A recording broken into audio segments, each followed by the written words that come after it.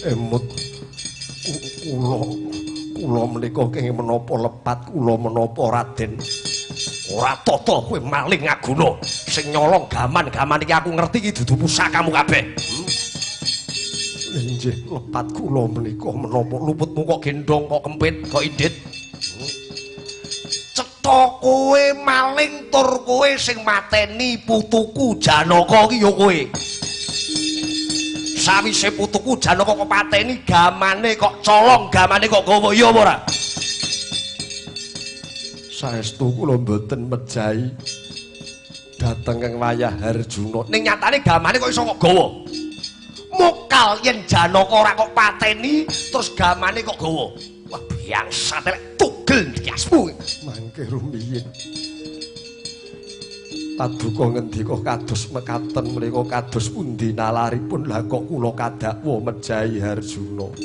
Sak lumahing bumi sak kureping langit ora ana wong sing duwe pusaka Pasopati Harda Dedali lan liya-liyane kejaba putuku si Janaka. Tegese para Pandhawa dumunung ana alas Kamyaka banjur kok pateni pusakane kok gawa. Ya apa ora? Mboten Raden. Pandhawa tasih wetah kang wayah Harjuna tasih gesang pusaka sedaya kala wau gadahan kula. Mongko jagat menika mboten wonten ingkang gadah pusaka.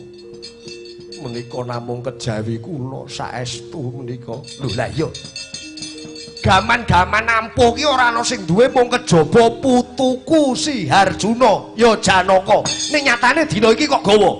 Tegese kowe wis nyolong saka tangane Janaka. Saestu mboten. Menika pusaka kula. Iki pusakane Janaka. Lah nggih. Lah nggih piye to? Sik to.